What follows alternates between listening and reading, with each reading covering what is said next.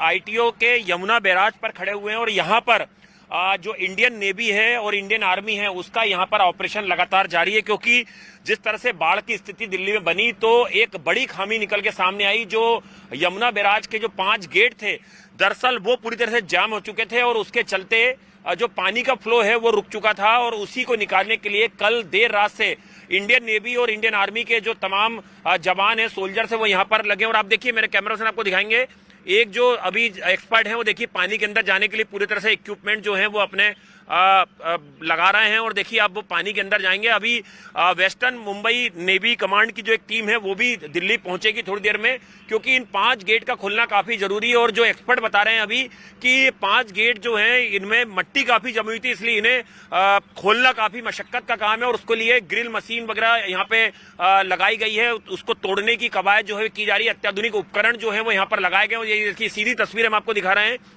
Yamuna barrage के। ये देखिए एक एक्सपर्ट जो है ये पानी के अंदर अब पूरी तरह से नीचे चले गए हैं और एक पाइप जो है वो इनके शरीर में यहाँ पर लगाया गया है। तो ये तमाम कवायदें चल रही हैं, इस पर लेके दिल्ली सरकार और एलजी के बीच में तनातनी भी हुई थी, क्योंकि ये जो बैराज है 5 गेट हैं ये हरियाणा सरकार के अंतर्गत आते हैं और इसमें अब इंडियन नेवी और इंडियन आर्मी की मदद यहाँ पर ली जा रही है।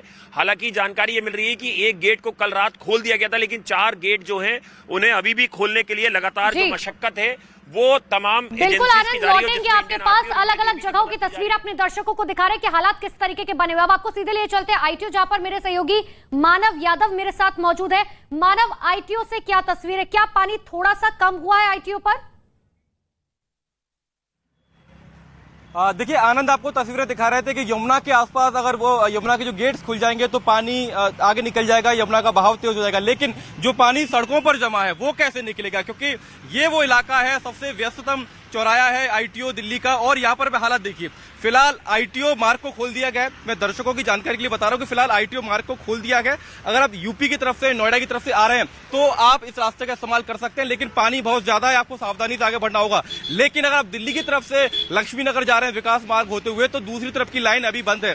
भैरव मार्ग खोल दिया गया है, इसके अलावा आईएसबीटी का जो हिस्सा है वो यहाँ पर खोल दिया गया है। लेकिन मैं उस पानी की बात कर रहा हूँ जो अब यहाँ पर भरा हुआ है, इसकी निकासी नहीं हो रही और क्योंकि आज शनिवार है तो लोगों को कम दिक्कत हो रही है।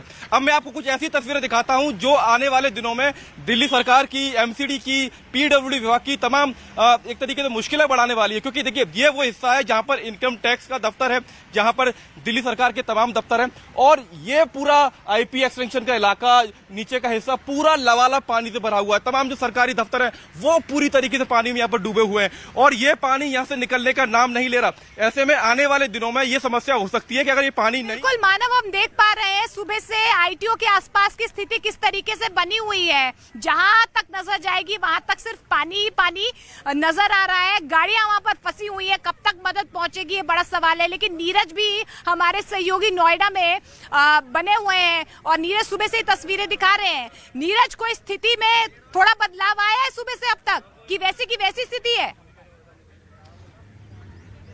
मोनिका, देखिए नोएडा से हम राजघाट की ओर आ गए हैं और राजघाट के पास इस वक्त हम मौजूद हैं।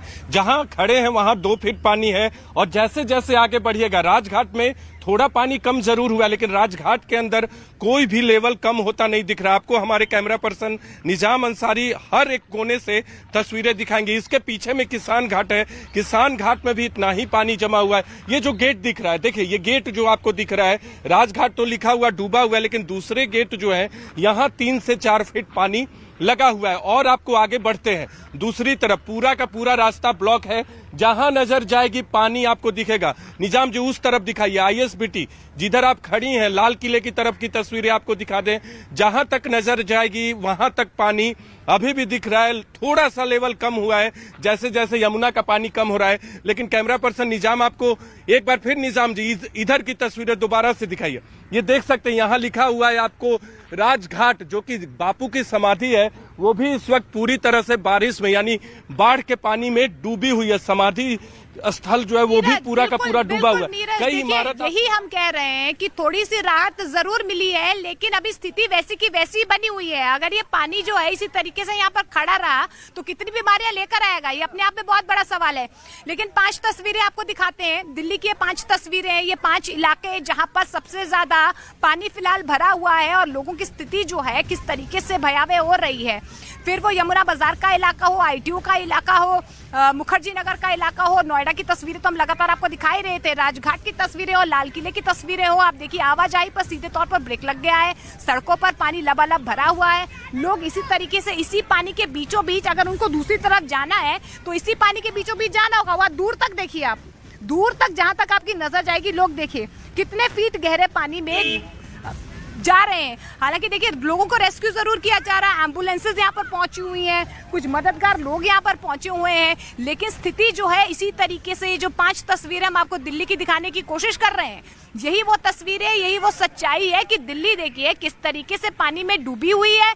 लगातार जनता सवाल कर रही है कि सियासतदान कहां पर हैं।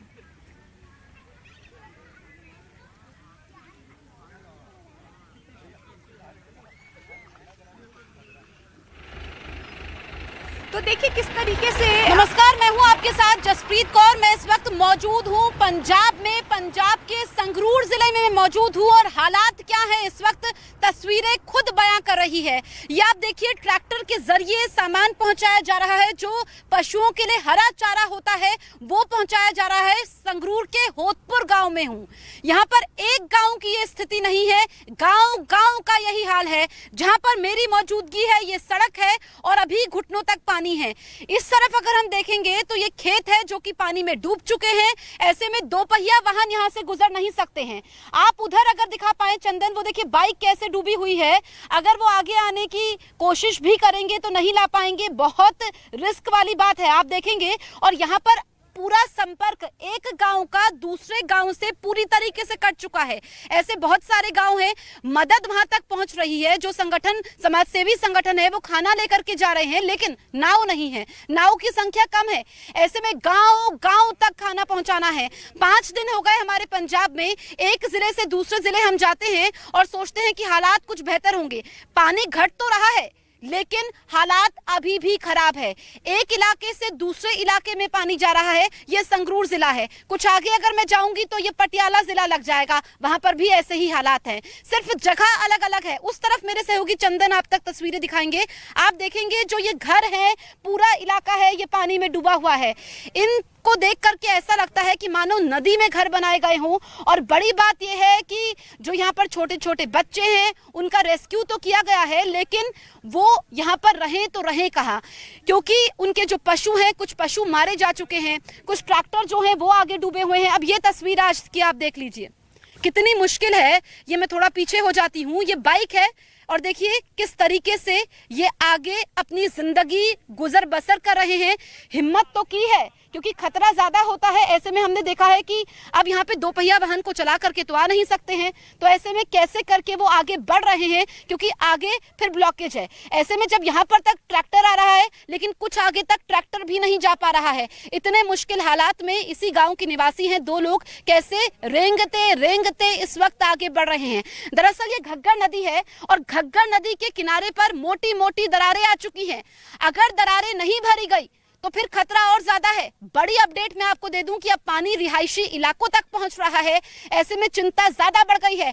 यहां से कुछ दूरी पर 60 से 70 किलोमीटर की दूरी पर सुनाम शहर है, जहां पर सड़कों पर घग्गर नदी तांडव मचा रही है।